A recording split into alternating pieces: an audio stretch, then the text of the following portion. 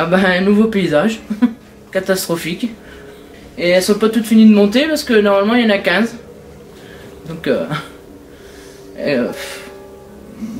démoralisant. Ça tue tout, ça tue la nature, ça tue... ouais, ça tue tout quoi. C'est global, aussi bien la vue des éoliennes, tout, l'atmosphère, aussi bien pour les animaux que tout. Hein.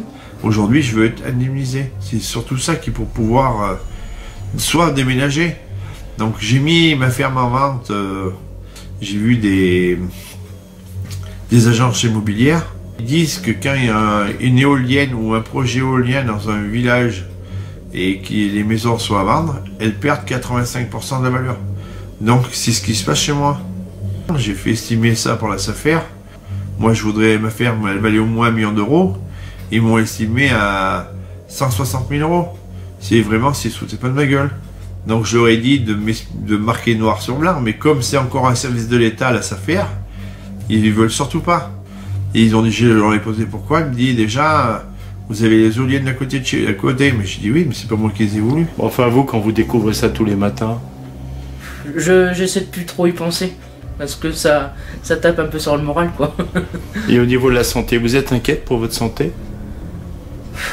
On essaie de pas y penser. Je pense que moi je vis le jour, j'essaie de plus penser à rien. Je vis le jour. Est-ce que vous êtes reconnu comme hyper électrosensible? Hypersensible? Moi oui, le problème est plus là aujourd'hui, c'est le problème est surtout de sauver ma ferme. Votre sentiment aujourd'hui?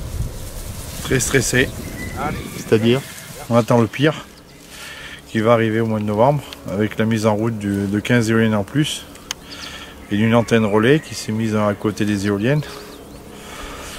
Donc là on a perdu pas mal d'animaux. Donc là ce qui va se passer ça sera encore ça sera que pire, ça va se multiplier. Parce qu'aujourd'hui on en a déjà 18, plus 15 éoliennes qui vont se faire, ça va être une catastrophe. Ça a commencé aux premières éoliennes en 2016. Et après, quand ils ont fait le deuxième parc en 2018, et c'est arrivé d'un seul coup. Avant, ça se passait super bien. J'avais 190 bêtes.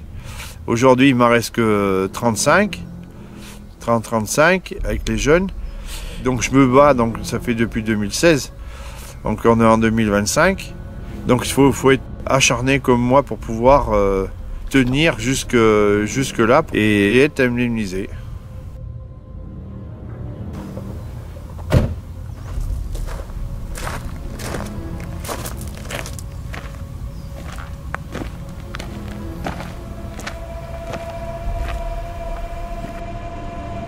Alors c'est une de plus? C'est une de plus, oui. Qu'est-ce que vous en pensez? Moi, ça va être une catastrophe pour l'élevage, pour la nature, pour tout ce qui est vivant. Après, ils les mettent entre des antennes relais. Donc ça va être un cumul de beaucoup de choses, beaucoup de courants magnétiques. Vous n'avez fait aucune procédure en justice par contre? Non, jusqu'à maintenant, j'ai fait aucune procédure en justice. Parce que j'ai plus les moyens, et ils le savent très bien. Comme je ne produis plus de lait aujourd'hui, j'ai plus de revenus. J'ai juste mon salaire pour pouvoir vivre et payer. Je paye encore les emprunts de ma maison. Sinon, je serais dehors. Moi-même, j'ai été victime. Ça m'a valu une liquidation judiciaire et on n'a aucun remords, on nous laisse comme ça et on attend justement que finalement on s'appauvrisse et qu'on décide d'abandonner nos lieux de travail, quoi. Voilà, c'est ça. Qu'attend la NAS en fait? Une indemnité, je dirais, a posteriori? Oui, notamment parce que la NAST, elle a fait partie des lanceurs d'alerte dans le domaine, comme les Robins des Toits.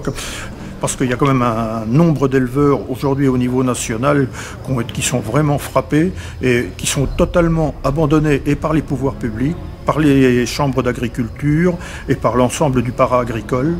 Et donc ça, aujourd'hui, dès qu'un éleveur est confronté à des problèmes, on s'aperçoit qu'il faut aussitôt intervenir. Il est temps que les pouvoirs publics interviennent dans de telles circonstances, quoi. Voilà. Ça fait 5 mois qu'on n'a plus de paye. Le lait c'est fini là, c'est... Ah c'est fini. On garde juste les 15 vaches pour avoir les fumes à l'air, parce qu'il faut un certain nombre de vaches. Et sinon, bah, le reste, je vous dis, c'est pour faire boire les veaux ou après pour nous et puis les cochons, les chiens, les poules. Donc, voilà. Et ça depuis combien de temps? Ah bah ça depuis le mois de décembre.